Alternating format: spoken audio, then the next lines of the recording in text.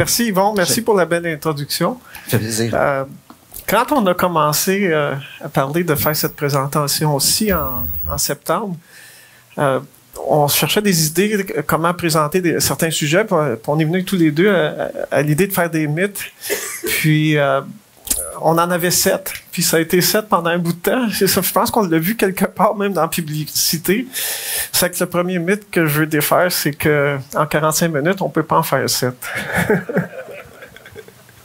Ça fait que je vais commencer avec le premier. Il y en a qui vont passer plus vite que d'autres, mais c'est dans certains cas, c'est partiellement vrai.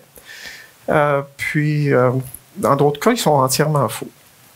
Le mythe numéro 1, il faut que je regarde un petit peu pour savoir où sont mes diapos. C'est celui sur la hauteur du maïs. Est-ce qu'elle est liée avec la verse? Puis ici, on voit une personne qui mesure la hauteur du maïs. Dans les programmes de recherche, c'est quelque chose qu'on fait de façon courante pour plusieurs raisons, mais la première, c'est que dans presque toutes les cultures, il y a une relation entre le rendement et la hauteur. Puis si on ne se discipline pas, en augmentant le rendement, on va amener des plantes plus longues, constamment. Et puis ça, c'est vrai dans le soya, dans le blé, dans le maïs. Donc, pour essayer de trouver ceux qui rendent plus sans qu'ils soient plus longs, on les mesure. C'est qu'on a énormément d'observations dans un programme de recherche sur la hauteur des plantes. Et puis, on peut faire donc certaines études là-dessus. C'est ce que je vais vous communiquer aujourd'hui. Mais il y a quand même cette idée que quand c'est long, ça va verser. Puis, je veux essayer de défaire ça parce qu'en fait, c'est vrai seulement dans un seul cas. Ici, on voit sur la diapo les types de verses qu'on peut avoir. Il y a la verse végétative, la casseuse spontanée qu'on voit surtout aux États-Unis. Je vais vous en parler brièvement. Puis, il y a la pyrale et la pourriture des tiges. La première, la casseuse spontanée, c'est... j'ai vu ça seulement 3 fois dans ma carrière, en 2000, en 92, je crois. C'est assez circonscrit au Québec, c'est plutôt rare. C'est très, très commun dans le Midwest américain. Le maïs casse comme une branche de céleri, normalement juste avant la floraison. Et puis ça vient avec des vents de 100 km/h, puis ça casse net sous l'épi. La plante, elle reste verte, mais elle ne fait pas d'épis à cause de ça. Puis dans les endroits comme le Minnesota, le Wisconsin, le Corn Belt en général, c'est très commun, puis c'est très néfaste. Il y a une composante génétique là-dedans, mais il y a aussi les plantes qui poussent très, très vite sont plus vulnérables à ça.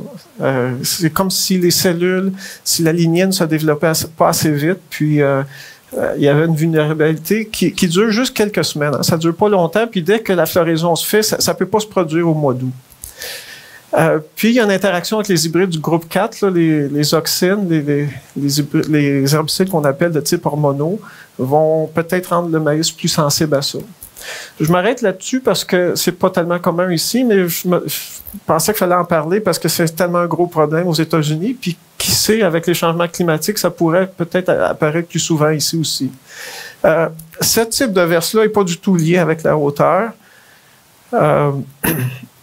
Il y a un autre type de verse qu'on connaît assez bien, malheureusement. Celui-là est commun au Québec. C'est celui qu'on appelle la verse végétative. Dans ce cas-ci, le maïs va verser, au lieu de casser, il va déraciner à la même époque que le cas précédent, et juste avant la floraison, souvent. Puis, parce qu'il est vert et est encore en pleine croissance, il va se redresser. Puis, ça fait un col-doigt. Les Européens appellent ça la verse végétative. J'aime mieux ce mot-là que col-doigt. Puis la photo, vous voyez ici, c'est moi qui est dans un champ là, qui est juste au temps de la floraison. C'est le pire temps que ça peut arriver. Quand le maïs se redresse puis qu'on n'a plus un bel espacement entre les plantes, souvent, il se crée des situations où il y a trop de plantes ensemble, les épis sont moins gros, puis il y a une perte de rendement associée à ça. C'est sûr que la chrysomèle est souvent le principal coupable, mais il n'y a pas juste ça. Encore là, les herbicides du groupe 4 peuvent influencer. Puis encore là, il y a des maïs qui croissent très, très vite au printemps, puis il se crée comme un décalage entre toute la matière sèche qu'ils ont faite durant la montaison, puis les racines. Les racines sont comme pas capables de croître aussi vite que le feuillage. Puis pendant juste une petite période, ils sont très vulnérables à ça, mais s'il vient un coup de vent à ce moment-là, ben on les voit tomber. C'est que dans ce cas-ci, pas plus que l'autre, il n'y a pas tellement une bonne corrélation avec la hauteur. En fait, ici, là, je vais vous montrer 3 diapos comme celle-ci. C'est la première. J'ai fait dans mon ancien emploi, j'ai regardé toutes les données de recherche qu'on avait de 2011 à 2020, donc 10 années de parcelles de recherche, puis j'ai comparé les paramètres que vous voyez là. Je suis un peu mal placé pour les voir, là, je vais être obligé de m'avancer un peu. J'ai donc la taille de la plante, la hauteur de l'épi, les degrés jour à la sortie des soies, ce qu'on appelle dans le langage courant la date de floraison, puis en haut la vigueur des plantes. Puis tout ça, je regardais comment c'est relié à l'averse. C'est que dans ce cas-ci, l'averse végétative, il y avait une corrélation avec la vigueur quand le maïs est environ à hauteur du genou. Puis, cette corrélation-là, elle est faible, c'est 0.13. Une corrélation parfaite, c'est 1, c'est ce qui serait comme 100% de corrélation.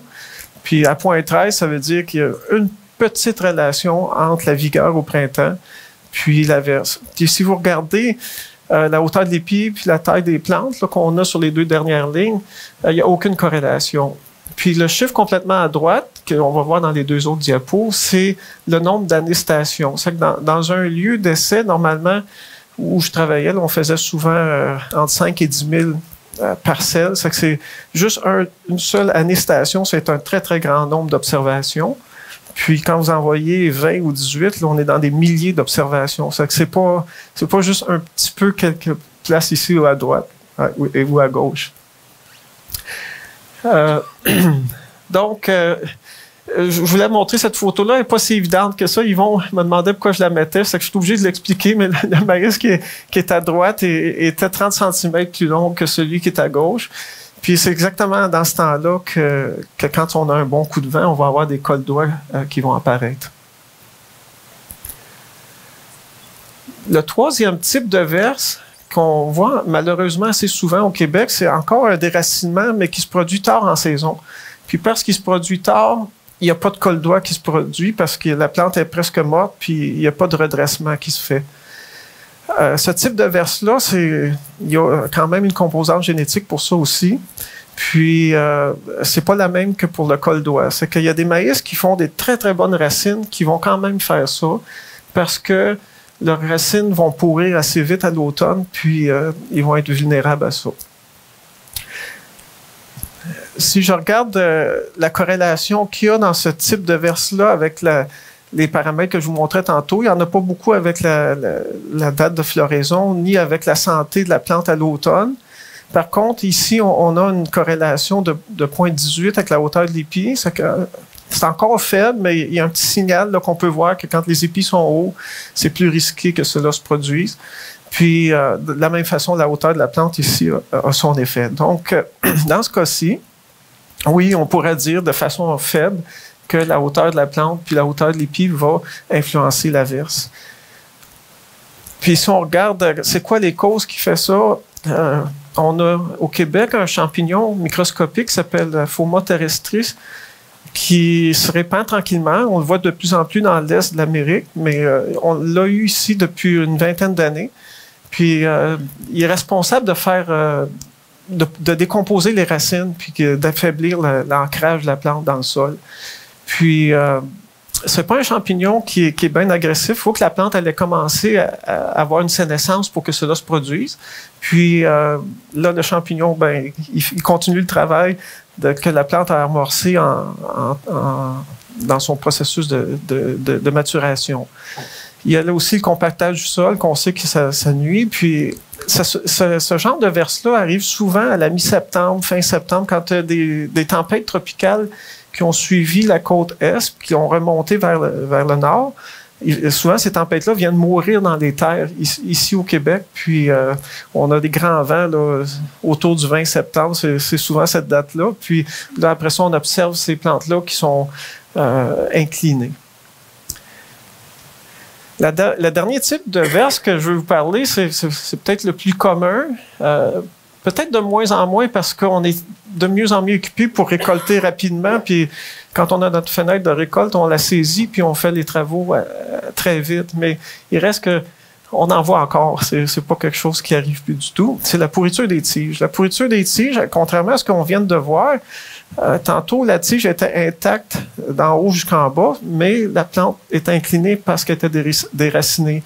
Ici, vous voyez que ça part du sol à 90 degrés, c'est très droit, puis à environ 20-30 cm du sol, on a un bris de la tige. Puis si on regarde de près, il y a plus qu'une sorte de champignon là, qui est impliqué là-dedans, mais ce sont des champignons microscopiques qui vont décomposer la base de la tige. Puis si on regarde à l'intérieur, souvent, là, on voit leur présence, puis la lignée, les fibres sont attaqués, puis c'est pour ça que ça casse. Il n'y a plus de robustesse dans la tige.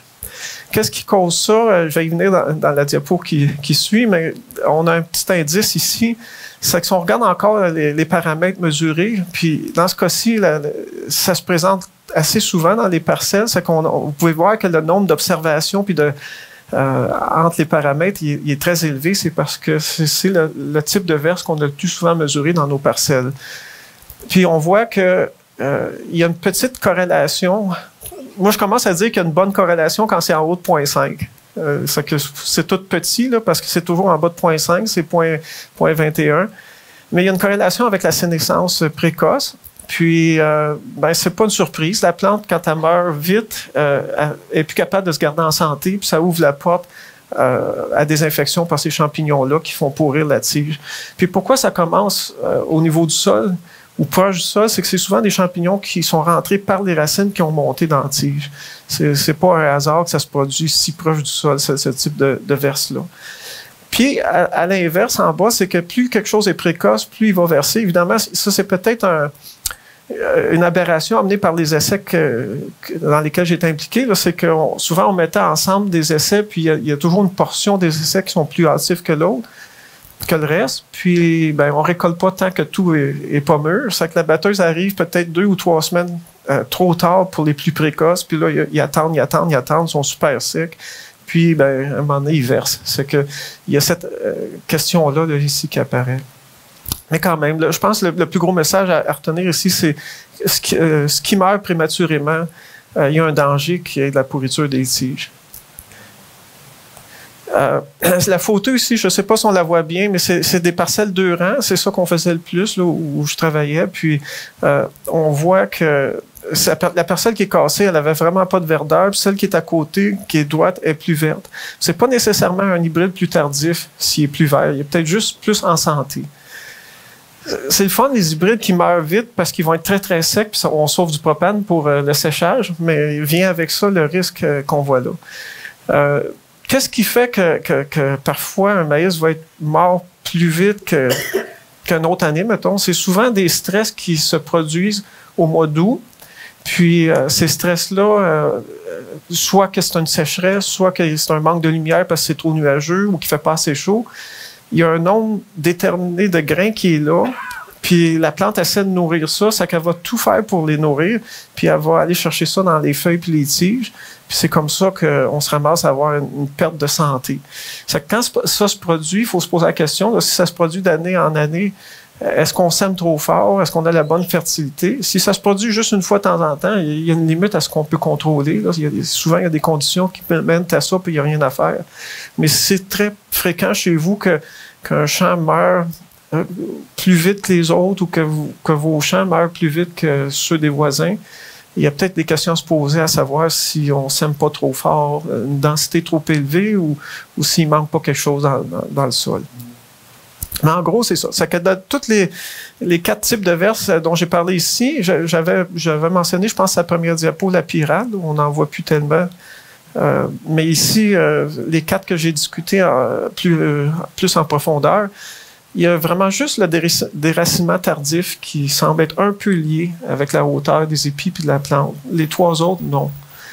Ce qui veut dire, c'est que si vous choisissez vos hybrides en disant « Moi, j'ai de la verse parfois chez moi, puis j'aime pas ça, puis je sèmerai plus des maïs qui sont trop longs », vous risquez de faire le mauvais choix parce que c'est pas nécessairement ça qui va contrôler la pourriture des tiges ou la verse végétative qu'on a en début de saison. Ça, c'était le mythe le plus long à expliquer. Le suivant. Nos hybrides finissent un jour ou l'autre par plus être compétitifs. Puis, j'ai entendu ça quelques fois. Je ne sais pas si on croit encore ça, mais on pense qu'ils dégénèrent dans le temps. Je vais vous expliquer pourquoi c'est impossible qu'ils dégénèrent assez rapidement. Probablement que beaucoup d'entre vous le savez, là. Un hybride de maïs qu'on sème, c'est la génération F1 d'un croisement en 2 lignées pures. Puis ces lignées-là qui servent à faire l'hybride, on contrôle énormément comment elles sont faites, puis on contrôle leur pureté. Anciennement, on allait avec la sélection généalogique qui est plus lent comme méthode, puis on pouvait commercialiser un hybride au stade F9, F10. C'est quand même une dizaine de générations d'autofécondation. C'est presque pur, mais ça ne l'était pas 100%. Mais ça ne changeait pas tellement rendu à la F10 pour dire. Là. Mais c'est même plus le cas parce que tout se fait avec des haploïdes doublés aujourd'hui. Que le jour 1, qu'on a une lignée qu'on n'a jamais vue, elle est expérimentale, on a 20 graines de ça, c'est le début de tout. Elle est fixée 100%, elle est parfaitement pure. Puis elle ne changera plus du reste de sa vie. C'est comme très, très peu probable qu'une lignée change dans son cycle de vie. Ce qui pourrait causer ça serait quand on la multiplie, mais on a des techniques de multiplication qui sont assez éprouvées. Puis, on mâche les champs pour les nettoyer, on enlève les hors-types, puis en plus, on a les marqueurs moléculaires qui nous permettent de prendre une photo à l'intérieur des graines, voir qu'est-ce qui est le bagage génétique, puis est-ce que ça l'a changé. Puis si, parfois, il y a eu une erreur dans la production de semences, parce que le maïs, c'est une plante à pollinisation croisée, puis il y a toujours la possibilité d'avoir des contaminations qui rentrent, on va le voir avec les marqueurs. Puis ce qu'on fait dans ce temps-là, c'est qu'on remonte il y a toujours une source privilégiée qu'on garde pour toute la vie de la lignée, on peut retourner là, repartir de là, puis refaire de la multiplication. C'est que du côté de la pureté, un hybride ne peut pas dégénérer. La réponse vient plus sur 2 plans là, que je vais expliquer. D'une part, c'est à quoi compare-t-on les hybrides, puis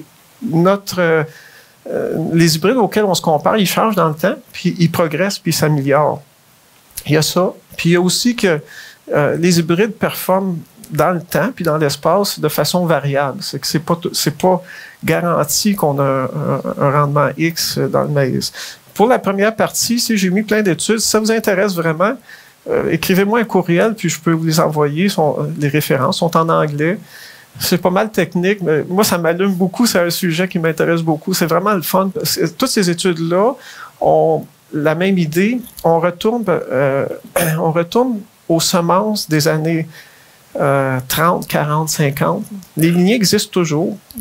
J'imagine que vous devez savoir ça. Les semencières, toutes les lignées qui ont été commerciales sont toujours conservées. Il y a des lignées là, qui ont 80 ans qui sont encore disponibles. Ce qu'ils font, c'est que quand la germination commence à baisser, ils la remultiplient pour la conserver. Puis, il y a toutes sortes de raisons pour ça. Je n'entrerai pas dans les détails, là, mais donc, il y a la possibilité de refaire des hybrides d'autres époques. Puis ces études-là, c'est tout ça qu'ils ont fait. Celle d'en haut, c'est en Argentine. Après ça, il y en a... Quand vous voyez Indiana aux États-Unis, puis Iowa, c'est principalement 2 études, une de DeKalb puis une de Pioneer. Puis après ça, en Ontario, c'est une grande étude aussi qui a duré plusieurs décennies à l'Université de Guelph. Puis il y en a une en France qui est terminée. Celle-là, il ne la continue plus. Mais ce qu'ils font, on reconstitue des hybrides de différentes époques, on les sème côte à côte, puis on étudie qu'est-ce qui sépare les hybrides d'aujourd'hui aux anciens hybrides.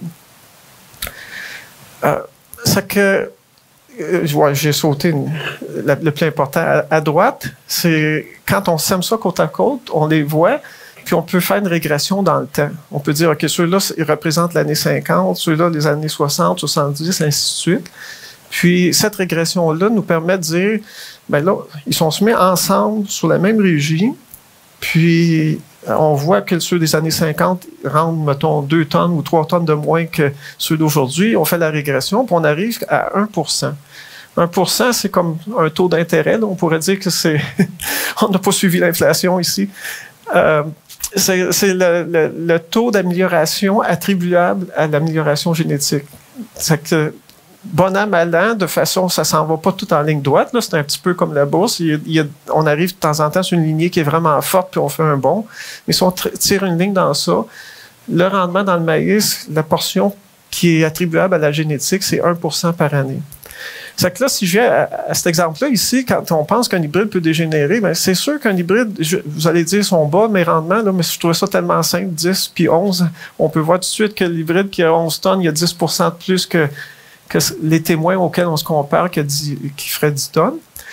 Donc, si on part comme ça, ben, à raison de 1% par année, éventuellement, cet hybride-là qui fait 11 tonnes, on va le comparer à d'autres hybrides qui vont avoir 11 tonnes 10 ans plus tard. Puis, en moyenne, c'est ça qui va se produire. C'est que l'avantage, il se perd dans le temps. Ça veut aussi dire que si on reste trop longtemps avec un hybride qui commence à être vieux, ben, on risque de manquer le bateau là, si ça monte de 1% par année. C'est pas égal comme ça en ligne droite, vous comprenez bien, j'espère. Là. C'est vraiment comme la bourse, quand on fait ces courbes-là. L'autre point que je voulais faire, c'était que les hybrides, quand on arrive sur le marché avec un hybride, on les a vus normalement 6-7 ans. Puis, tous ceux qui ont échoué à travers ça sont disparus. On part avec des milliers, puis on élimine. Puis là, on arrive avec un hybride. C'est qu'il y a plein d'affaires qui ont eu une mauvaise année, fini, on n'en parle plus, puis vous ne les voyez jamais. Mais la plus grande déception qu'on peut avoir quand on est améliorateur, c'est l'hybride qu'on amène la première année, puis il ne fait pas bien cette année-là. Il a toujours été bon avant, puis là, c'est sa première année, puis il plante. Ça arrive parce que tous les hybrides ont leur mauvaise année un jour ou l'autre.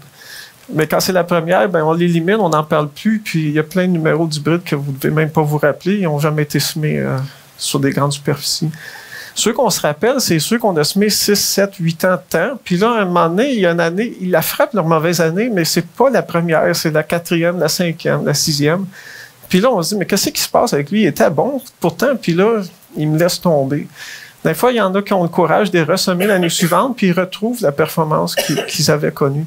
Mais parfois aussi, on dit ben, c'est fini, puis on passe à autre chose. C'est qu'il y a ça aussi dans le concept qu'on pense que les maïs peuvent dégénérer, c'est qu'il y a une certaine variabilité d'année en année, puis il y a le fait que tout s'améliore, puis notre point de référence, il s'en va en montant tout le temps. Le troisième mythe. C'est un peu dans le même sens que le précédent. Ça ressort beaucoup, ça, puis ça vient me chercher parce que c'était tout mon travail, toute ma vie, finalement. Là. Pas toute ma vie, mais 26 ans de ma vie qui ont passé là.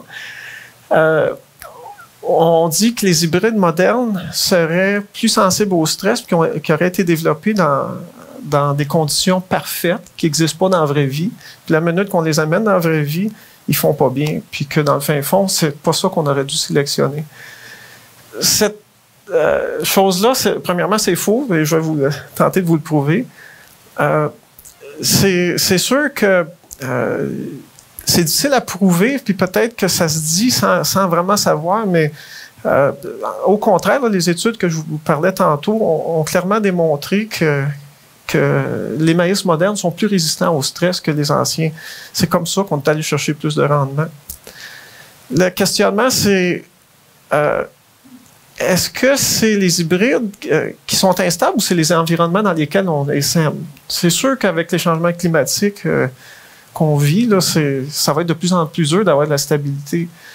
Puis, on vit dans une place assez, heureusement, assez stable. Là. Je ne sais pas si j'ai quelques secondes pour vous expliquer ça, mais je vais le prendre. J'apprends l'espagnol depuis 10 ans, puis une des décisions que j'ai prises il y a 5 ans, c'est que je regarde la télé uniquement en espagnol maintenant. Puis, mon poste préféré, c'est la Colombie. Puis, cet hiver, leur hiver à eux, c'est plutôt une saison des pluies. Ça n'a jamais été comme ça. C'est tous les soirs, il y a un reportage sur un village qui a glissé dans une vallée, des autoroutes qui se font laver par la pluie. C'est un désastre. Puis, ça, c'est les changements climatiques. Pour eux, c'est catastrophique. Là. Ailleurs sur la planète, les changements, c'est peut-être plus réel que nous, mais ça l'est ici aussi. C'est que dans la question, les hybrides sont-ils plus instables aujourd'hui? En fait, c'est oui, mais c'est pas les hybrides eux-mêmes. C'est l'environnement dans lequel on est qui change. Je viens de dire un peu c'est quoi la stabilité. Il y a une autre affaire, je ne sais pas, moi, si je vous arrive avec un hybride de 6 tonnes à l'hectare, je vous garantis que vous allez l'avoir. presque tout le temps. Il va être stable. Est-ce que vous en voulez? Non, hein? C'est que la stabilité, c'est pas juste d'avoir toujours le même rendement. Il faut qu'il soit bon, puis on voudrait l'avoir tout le temps, le même rendement. Mais c'est comme dans les sports, c'est les gens qui dépassent toujours, qui fracassent les records. C'est de plus en plus dur, puis souvent, ces gens-là, ils vont être bons une fois, puis là, ils vont avoir 2, 3 compétitions qui ne seront pas bons. C'est dur, parce que tenir un haut rendement, il faut que toutes les étoiles soient alignées, puis dès qu'il y a un petit quelque chose, on ne l'a pas. C'est qu'il y a ça aussi qui se produit, là. Les rendements montent tout le temps, mais vient avec un rendement élevé, plus d'instabilité, c'est sûr. Bon, je vais passer juste un petit peu de temps sur ces études-là parce que j'aime bien ça. J'espère que je vais vous communiquer ce que je trouve intéressant là-dedans. Il y a l'étude de Guelph puis celle de Pioneer qui sont les plus longues. Là, puis je ne rentrerai pas dans tous les détails parce qu'on va passer la journée ici. Celle de Guelph, qui est proche de nous, là, elle est intéressante. Puis dernièrement, ils ont refait les hybrides. Mais si vous regardez la liste qui est là, puis je pense que je vais tout de suite passer non, je suis mieux de regarder à la liste qui est là. Il y a le Pride 5 qui représente les années 60. Le PAG 111, qui est finalement à un moment donné devenu Cargill 111, là, ça représente les années 70. Le Pioneer 3902 représente les années 80. Le NK 2555 BT, les années 90, puis le Pioneer 38 N87, les années 2000. Tous ces hybrides-là, à leur époque, étaient très, très populaires, puis parmi les tops là, de ce qu'on pouvait semer. Ils ont semé côte à côte, puis ce qu'ils ont regardé, c'est qu'est-ce qui distingue les hybrides modernes des vieux. Puis les deux études, puis même celle de Descalques que je vous montre aussi, là, ça revient toujours au même. C'est au mois d'août que ça se passe. Les hybrides modernes sont capables de mieux utiliser ce qu'on leur donne que les anciens. Avec la même quantité d'azote, ils vont sortir plus de rendement. Avec la même quantité d'eau, ils vont sortir plus de rendement. Ce qu'on a vu, il y a un petit changement de ce qu'on appelle le Harvest Index en anglais, là, le ratio, le rapport grain matière sèche aérienne a augmenté. C'était plus dans les années 60, autour de 45-50% de la plante, c'était du grain. Aujourd'hui, c'est plus 50-55. Ça a monté un petit peu de ce bord-là aussi. Les grains sont un petit peu plus gros. Il y a plus d'azote dans le grain, je ne me souviens plus si je l'ai dit. Moins dans la tige. C'est que donc la protéine s'est déplacée plus dans le grain. Il y a plusieurs choses, c'est tous des petits détails. Les feuilles sont plus dressées. Mais en gros, c'est ça. Ces plantes-là sont capables de prendre plus le stress qu'on peut avoir au mois d'août d'un manque de quelque chose, soit la sécheresse, soit un manque de lumière. Celle de Duvik aussi, là, aux États-Unis, ça se ressemble beaucoup. Eux ont noté d'autres affaires aussi. Là. Les feuilles dressées, c'est plus aux États-Unis qu'ils ont vu ça. Mais il y a des petits changements fins qui se sont faits. Puis, si on regarde ici, ce graphique-là vient de l'étude de Guelph. Là, entre le E et le F, ce qu'on montre ici, c'est qu'on a semé ensemble dans le même champ en 2007 de 2007 à 2009 pendant 3 années. On a semé ensemble des vieux hybrides avec des nouveaux là, que je vous ai décrits tantôt à un taux qui ressemble à ce que nous, on sème aujourd'hui, puis le double. Puis c'est reconnu dans le maïs que de monter la population, c'est une manière de créer du stress. Parce que les plantes sont tellement serrées les unes sur les autres, elles manquent de lumière, elles manquent d'eau, elles manquent d'engrais. C'est ça la définition d'un stress. C'est que chacune d'elles a moins de ressources pour croître. Puis ce qu'on voit, le Pride 5 qui représente les années 50, il y a une vingtaine de % de rendement de moins quand on y double la population. Ça y a coupé le rendement de 20%. Ceux des années 80-90, c'est plus de l'ordre de 10-15, puis ceux des années 90-2000, c'est plus de l'ordre de 5-7%. Juste là, on peut voir que si on prend les deux derniers, là, le NK2555 puis le Pioneer 38 N87, c'est vraiment dans l'ordre de 5, c'est moins de 10%. Puis donc, ces deux-là sont clairement plus résistants au stress que les vieux. Ça que j'espère que je vous convainc. J'aurais pu aussi vous montrer ceux des États-Unis, mais c'est des hybrides qu'on ne connaît pas. Ça que je pensais que ceux-là, on doit s'en souvenir. Cette tendance-là, elle est réelle, puis elle est vérifiée dans plus d'une étude. Ça, je pense que ça défait ce mythe-là, j'espère. Je suis rendu au 4e, puis je n'ai pas regardé là comment je vais. C'est bon? OK. Je me rends compte que je vais un petit peu plus lentement que quand je me pratiquais. Des épis mal remplis sont un signe d'une fertilité inadéquate. On s'inquiète beaucoup quand le bout de l'épi, il manque des grains au bout de l'épi. Dans nos rêves, c'est ce qu'on aimerait. On aimerait avoir 80. Moi, je peux négocier pour 90 000 plantes à l'hectare, toutes comme ça. Mais dans la réalité, c'est pas toujours possible d'avoir ça. Puis c'est pas aussi désirable. Ce qui compte, c'est d'avoir le meilleur rendement. Hein? On s'entend là-dessus. J'ai ici... cette photo-là a été prise dans un autre lieu de recherche où je travaillais. Puis on voit côte à côte 2 hybrides là, ils ont eu toutes les mêmes conditions, puis ils ont eu aussi le même rendement. Celui de gauche, c'est peut-être pas clair, là, mais il y a un épi comme la photo précédente que je viens de vous montrer, là, avec un grain jusqu'au bout. Puis celui de droite, ben, on voit qu'il manque 2 cm sur le bout, là, peut-être 3. Puis tous ces épis étaient comme ça. Ils ont quand même eu le même rendement. Ce que je veux faire comme point ici, c'est que une différence comme ça, elle est sûrement génétique. C'est pas une question de fertilité ici.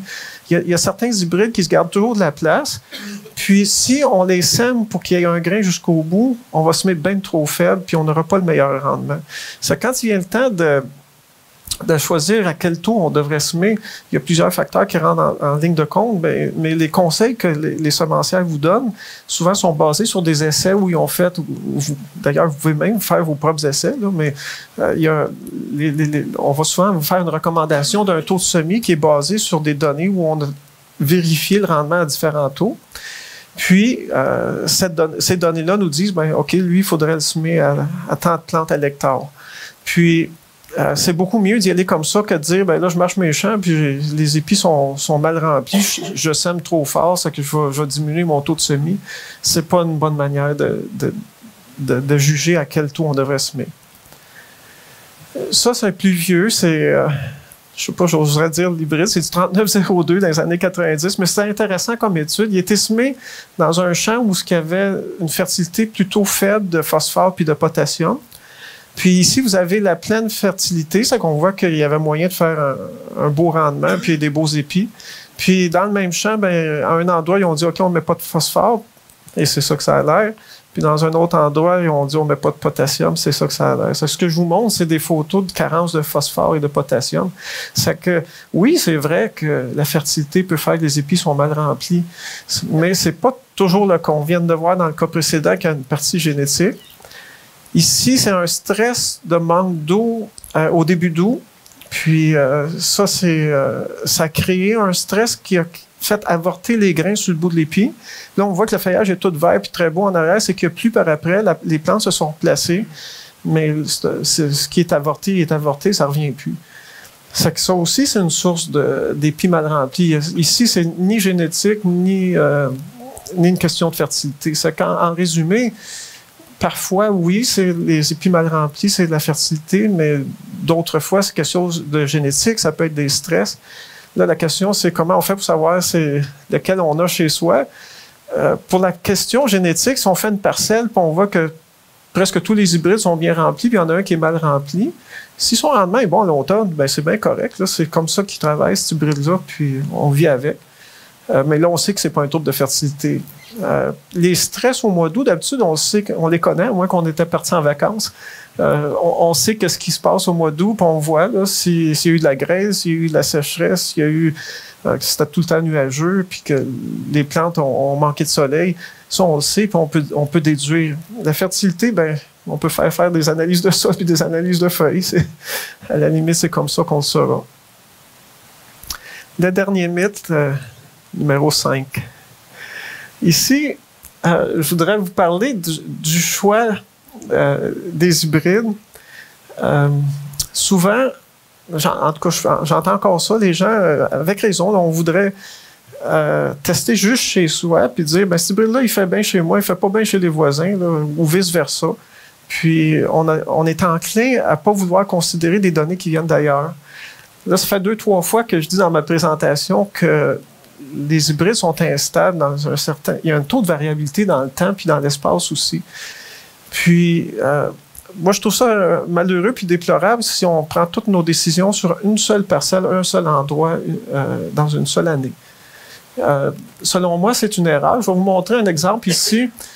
Puis ça, c'est des vrais chiffres. Je n'ai pas voulu mettre les hybrides ici. J'aurais peut-être dû. Là, mais en tout cas, ce que je veux montrer, c'est que en 2021, l'hybride A était le meilleur. Il se distinguait pas par beaucoup, là, mais quand même, plus qu'une demi-tonne, 0,7 tonnes de mieux que l'hybride B. Puis l'année suivante, c'est l'hybride B qui est le meilleur, qui se distingue avec beaucoup plus de rendement que les autres.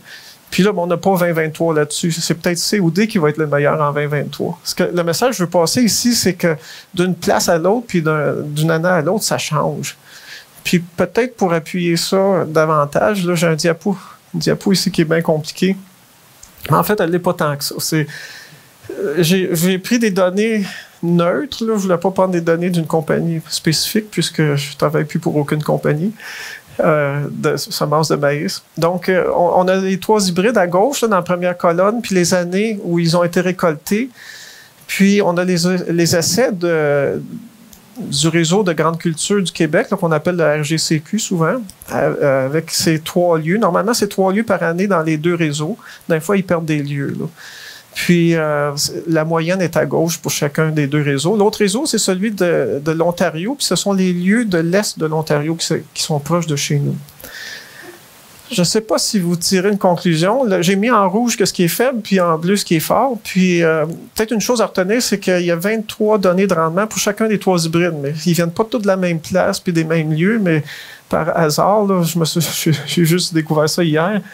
Il y a vraiment le même nombre de parcelles dans chacun d'eux. Puis 100%, ça veut dire qu'ils sont égaux aux témoins à la moyenne du lieu. Puis en bas de 100, c'est moins bon. Puis en haut de 100, c'est meilleur. OK, qu'est-ce qu'on voit ici?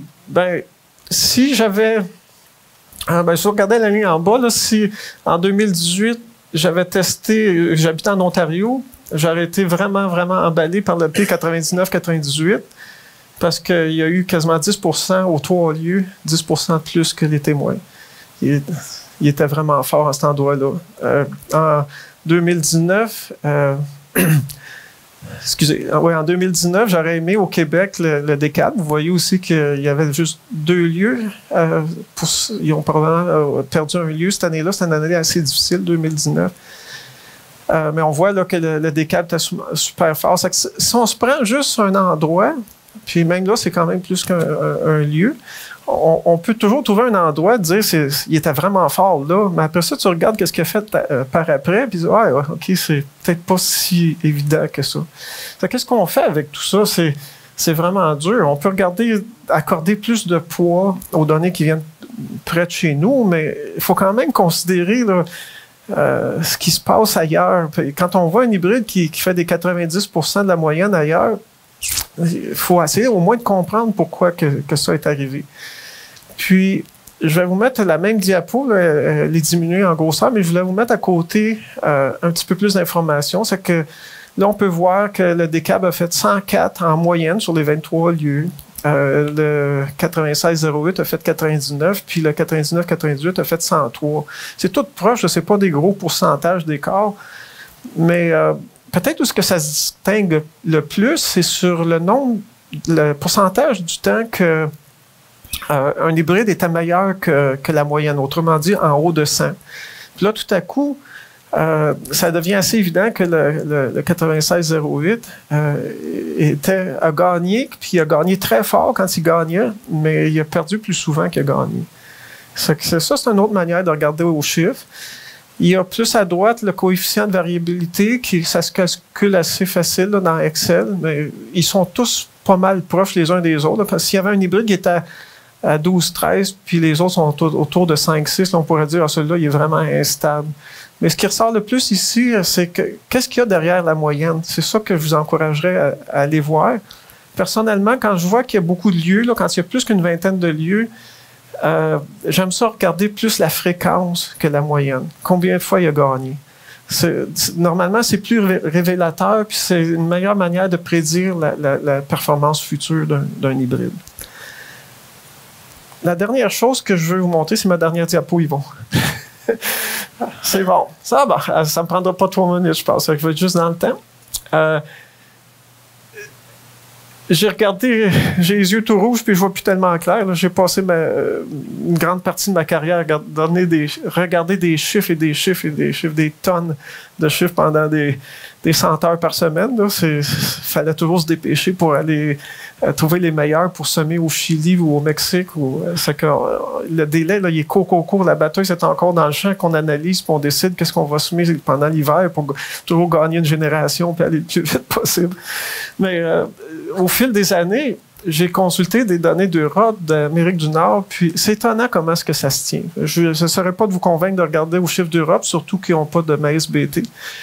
Mais la première place où ce qu'on peut regarder, c'est... on peut regarder chez soi, mais il y a tellement de données sur l'Internet, les sites des compagnies, les sites des organismes comme la GCQ ou ceux de l'Ontario. Moi, je pense que ça va à peine, ça ne coûte rien de regarder plus que passer. Puis, la région que je vous montre là, celle centrée sur Montréal, mais avec plus ou moins 150 km, c'est une région très homogène. Le maïs, lui, il ne reconnaît pas la frontière avec l'Ontario. Pour lui, c'est un environnement qui est le même. Les sols sont très semblables. Si vous consultez des cartes de sol de l'Ontario, vous allez être perdu parce que c'est des études qui ont été faites par d'autres chercheurs, puis ils ont donné d'autres noms. Par exemple, une scierie d'argile qui est très populaire au Québec, l'argile Saint-Rosalie, elle s'appelle North Gower Clay en Ontario. Un autre nom. Mais c'est pas mal le même sol. Puis, pour avoir voyagé là, je regarde Annie, puis quelques ex-collègues qui ont beaucoup vu ces régions-là, ça se comporte vraiment semblable aussi. Ça que je vous encourage à, au moins, au minimum, consulter des données qui viennent de ces régions-là pour vous donner une idée, pour voir la stabilité. On peut aller plus loin. Ça va peut-être vous étonner, mais la deuxième place où j'irais, c'est pas l'Ontario. J'irais au Minnesota puis au Dakota. Parce que, par expérience, j'ai vu que le maïs se comporte vraiment assez proche du Québec dans ces régions-là. Il y a quand même des distinctions qu'il faut vraiment que je vous dise là pour pas que vous partiez sur une peur pour la teneur en eau à la récolte. Là. Ils ont des automnes beaucoup plus secs que nous, puis c'est possible de récolter à 12 puis 13 % d'humidité là-bas. Ici, c'est impossible. Le maïs, il va stabiliser autour de 18-20, puis à cause de l'humidité ambiante, de l'air ambiant, ça ne peut pas baisser plus bas que ça. Mais là-bas, c'est tellement sec à l'automne que ça baisse. C'est que pour la teneur en eau, c'est pas une bonne place. Pour connaître la maturité d'un hybride, il ne faut pas trop regarder ça. Mais le rendement, ça s'aligne beaucoup avec nous. Puis pourquoi que ça s'aligne mieux qu'avec l'Ontario? J'ai toujours présumé que si vous regardez cette carte-là, le Québec, on ne dirait pas qu'on a un climat continental, mais on est partiellement continental, dans le sens qu'on est assez loin de l'océan Atlantique, puis on n'est pas trop touché par les Grands Lacs. Puis la région du Minnesota puis du Dakota, elle est encore plus continentale que nous, mais assez proche de ce qu'on vit. Tandis que l'Ontario, qui est quand même pas de mauvaise place aussi pour garder des chiffres, là, la région de London, c'est vraiment comme Saint-Hyacinthe, les mêmes hybrides, les mêmes unités thermiques. Mais eux, ils subissent beaucoup l'effet des Grands Lacs. C'est qu'ils ont beaucoup de maladies foliaires, ils ont beaucoup de fusariose, ils ont la maladie, le dessèchement, là, que certains appellent le brûlement septentrional, est beaucoup plus commun. Là. C'est que ça amène des billets. Puis, ils vont semer souvent un peu plus tard que nous parce que les Grands Lacs tiennent les sols froids à cause de l'eau qui est froide autour. Puis, à l'automne, ben, c'est une masse d'eau chaude qui empêche d'avoir les premiers gels. C'est que leur saison est un petit peu décalée avec nous. Mais il y a quand même des bonnes relations avec nous. C'est que je regarderais les trois. Là, moi, c'est ce que je faisais dans mon ancien travail. Puis, étonnamment, ça se tient beaucoup d'une région à l'autre.